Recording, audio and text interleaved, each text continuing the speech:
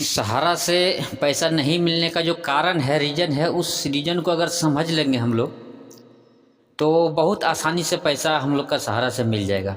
पिछला वीडियो में जिस तरह से मैंने बताया कि सरकार से जो उम्मीद है, अमित शाह जी या फिर जो भी सत्ता में हैं, बड़े बड़े नेता लीडर जो बड़े पद पर बैठे हुए हैं, उनके भरोसे चाहे किसी राज्य का मुख्यमंत्री हो या हमारे देश का प्रधानमंत्री हो, गृह मंत्री हो या फिर फाइनेंस मंत्री हो, वित्त मंत्री हो, किसी के भरोसे अगर चाहेंगे कि वो मेरे को पैसा दिलवा देंगे तो ये सवाल ही पैदा नहीं होता है। जिस तरह से वो लोग बात करते हैं उसके बाद से स्पष्ट है कि उससे पैसा सहारा का मिलने वाला है नहीं। ये क्लियर दिमाग में ये चीज़ का क्लियर कर लीजिए, तभी जाके आप आगे कुछ रास्ता निकाल पाएंगे। जिस तरह से हम आपको पूर्व और सबूत दे रहे हैं, देखिए मेरा यहाँ का कमी बता रहा है, आप सबका भी बताता होगा। जितना रिजेक्ट किया गया है 150 करोड़ लगभग 1.5-2 करोड़ फॉर्म गया हुआ है CRCS में, जिसमें से लगभग 95% 99% बोले तो रिजेक्ट कर दिया गया है। क्या बोल के रिजेक्ट किया गया है फॉर्म को, देखिए यहाँ पे लिखा हुआ है निम्नलिखित कारणों के कारण इस दावे को अध्ययन किया नहीं जा सकता है। मतलब इस पढ़ा नहीं जा सकता है, किसी भी कारण के वजह से इस अध्ययन को पढ़ा नहीं जा सकता है। निम्नलिखित कारण के कारण, यहाँ पे क्या कारण है आपको दिखा रहे हैं। देखिए, जमाकर्ता द्वारा प्रदान किया गया विवरण, सोसाइटी द्वारा प्रदान किया गया डेटाबेस रिकॉर्ड, नाम, सदस्यता, खाता संख्या आदि में मेल नहीं खाता है। यानी हम जो दावा किया CRCS पोर्टल में और सहारा जो उसको डाटा दिया, सहारा भी उसको डाटा दिया और हम लोग दावा पेश किया ऑनलाइन, ये दोनों मेल नहीं खा रहा है। यानी कि हम लोग को जो कागज़ दिया है सहारा ब्रांच से हम लोग को मिला है, वो कागज़ हम लोग को जो दिया है वो चीज़ सेम चीज़ CRCS को नहीं दिया है।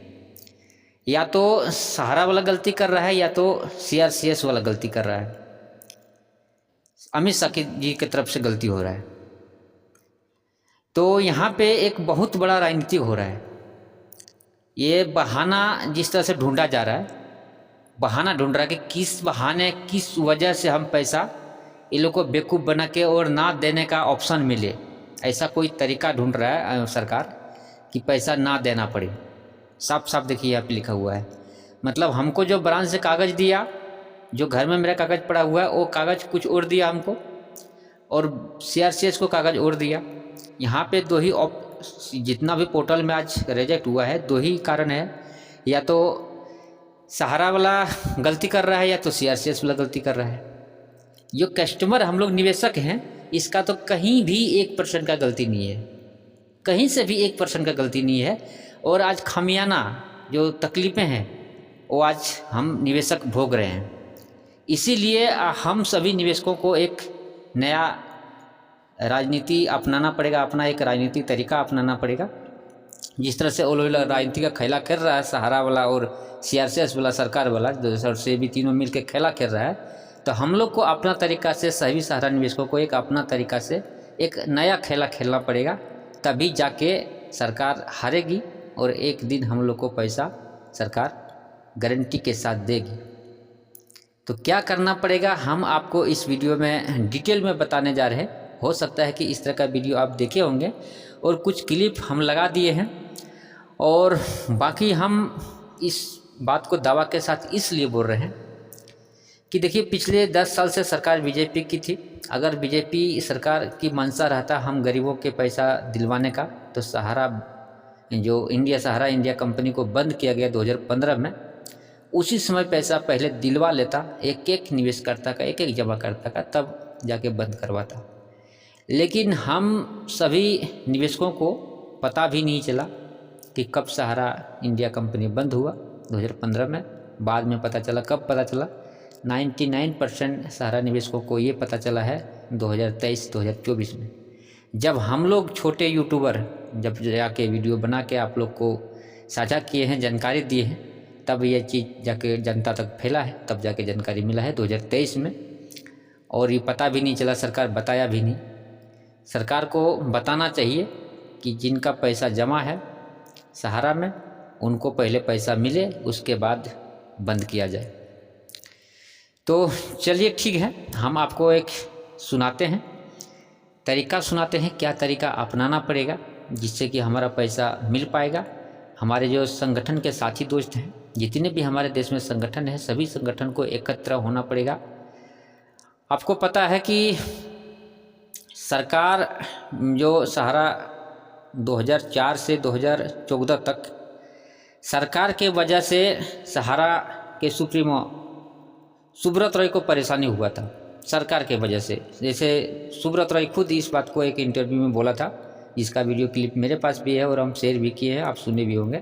2013-14 का वीडियो क्लिप है, उसमें बताया था कि सरकार के वजह से, सेबी की वजह से हम परेशान हुआ था। आज बीजेपी के सरकार में हम 80 करोड़ देश के जो जनता है परेशान है से, ये सरकार के वजह से, वर्तमान सरकार जो हमारी बीजेपी है उनके वजह से। यानी कांग्रेस के वजह से सहारा परेशान हुआ और बीजेपी के वजह से सहारा निवेशक परेशान है। इसलिए साथियों, आप तमाम लोगों से सहारा भुगतान संघर्ष मोर्चा की तरफ से मैं ये निवेदन करना चाहता हूँ।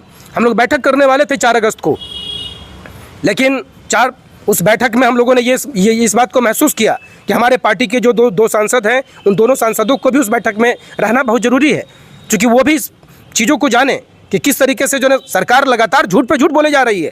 पहले तो कंपनी झूठ बोलती थी और अब सरकार झूठ बोल रही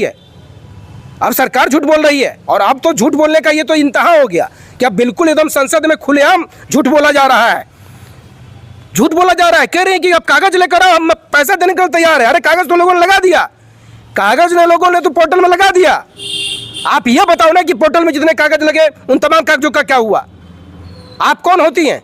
अगर किसी का कोऑपरेटिव अगर नहीं है, रिन्यूअल अगर उसका नवीनीकरण नहीं हुआ है, तो उस आधार पे आप छांटने वाली कौन होती हैं? क्या सरकार कोई अधिकार है? आप छांट दीजिएगा, उसके पास कागज है, उसके पास सब कुछ है, उसके बाद आपको जो है आप उसके भुगतान को छांट दीजिएगा।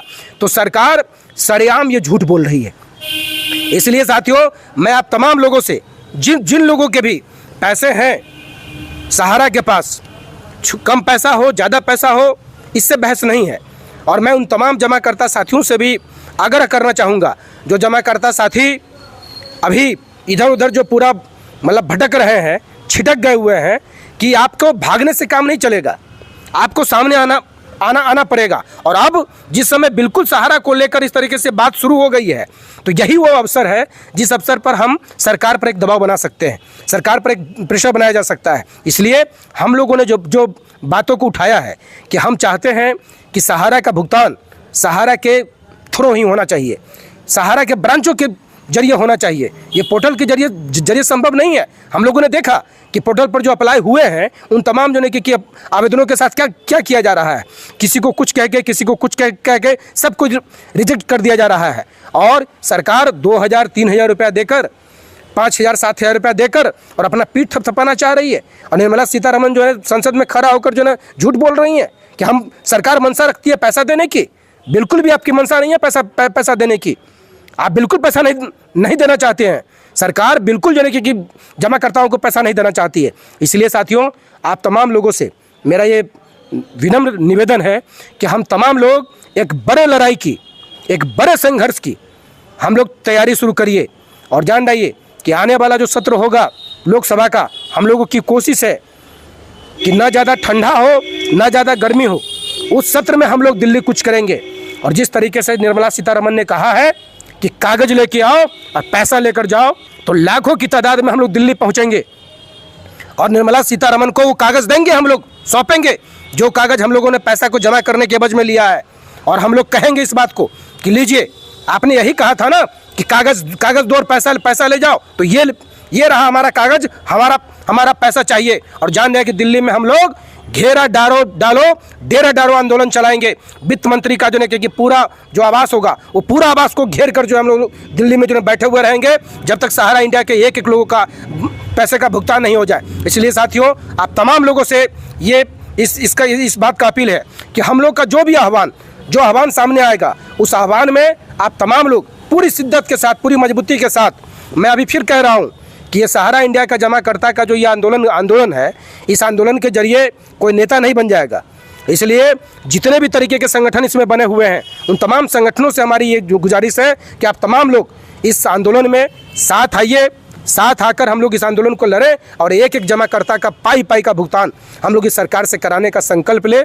इस बात की तैयारी हम तमाम साथियों को करनी है और हम तमाम साथी लोग इस बात को जानते हैं कि सरकार झूठ बोल रही है, लगातार सरकार झूठ बोल रही हो पाया। तो पोर्टल के माध्यम से मतलब 10 साल में भी सहारा का भुगतान नहीं हो सकता। तो ऐसा एक सिस्टम व्यवस्था बनाया जाए सरकार के द्वारा कि पेपर का जो सत्यापन, वेरिफिकेशन सहारा के ब्रांच से हो, भुगतान भले ही सरकार के निगरानी में हो, तभी संभव है। और अगर ऐसा नहीं किया जाएगा तो आने वाला समय में स्थिति ये उत्पन्न होने जा रहा है कि आए दिन जो है बहुत सारे लोग जो है डेथ कर गए, पैसे के अभाव में, बीमारी के अभाव में, तरह तरह की समस्या उत्पन्न सामने दिख रहा है। आज जो आम जनता के बीच में कार्यकर्ता जा रहे हैं तो उनको कहीं ना कहीं पकड़ के मार रहे हैं, पीट रहे हैं, कर रहे हैं कि भाई हम पैसा तुमको दिए, हम पैसा तुमसे लेंगे, हम नहीं जानते सहारा को। तो सरकार जो है, सरकार और सेबी इस केस को न उलझा के रखी हुई है और अभी तक क्लियर कंसेप्ट नहीं हुआ। जो मतलब माननीय सीतारमन जी जो अपने मतलब रखे बातों को, उससे भी ये स्पष्ट क्लियर नहीं हो रहा कि भुगतान कैसे वो करेंगे। भुगतान के लिए कोई सरल माध्यम तरीका अपनाए सरकार, ताकि इस लोगों तक का भुगतान हो सके। अगर ऐसा नहीं अगर होता है तो हम जो है सहारा संघर्ष, सहारा भुगतान मोर्चा के तहत जो हम बहुत बड़ा आंदोलन की तैयारी कर रहे हैं, उसमें जितने भी ये आंदोलनकारी लोग हैं, सबसे आग्रह करेंगे कि सब एकजुट होकर एक जो है अपने शक्ति का प्रदर्शन करें, तभी ये सरकार की नींद जो है खुलेगी। अन्यथा आप लोग अपना अपना पैसा से वंचित होना पड़ेगा। लोगों का सोच, जमाकर्ता का और कार्यकर्ता का ये सोच है कि पैसा मिलेगा तो सबको मिलेगा। ये सोच के लोग जो है एकत्रित नहीं हो पा रहे हैं। कहीं भी कोई बड़ा आंदोलन कार्यक्रम होता है उसमें लोग उपस्थित नहीं होते हैं। खासकर कार्यकर्ता लोगों से जो है रिक्वेस्ट करते हैं, आग्रह करते हैं कि जब कभी ऐसा कोई आंदोलन हो तो उस आंदोलन में बढ़ चढ़ के हिस्सा ले, तभी एक जो है मतलब जो है भुगतान की ओर पहुंच पाएंगे। अन्यथा भुगतान हमको दूर दूर तक जो है मिलने की संभावना नहीं दिख रहा है, जो सरकार की ढोलमोल जो नीति है। क्योंकि सुप्रीम कोर्ट से भी और ये सहारा, ये तीनों किस केस को उधराए हुए 10 साल 12 साल हो गया। सहारा से भी विवाद, अभी तक वो केस को क्लियर नहीं हो पाया। भुगतान लेने के लिए हमको क्रांति करना होगा। जब तक क्रांति नहीं होगा, कोई कोर्ट कचहरी से कुछ नहीं होगा। हमको रोड पर उतरना होगा। हम सभी जमाकर्ता और कार्यकर्ता से आग्रह करते हैं कि आपको रोड पर आना होगा। आज रोड पर हम लोग सब आदमी आ जाएंगे, कल भुगतान होगा। आप देख लीजिए, अभी बांग्लादेश में पूरे जनता चढ़ गया, प्रधानमंत्री भाग गई। क्या हम लोग कार हैं? पैसा दिए हैं, कोई मंगनी नहीं मांग रहे हैं। हमको पैसा चाहिए, हमको भुगतान चाहिए।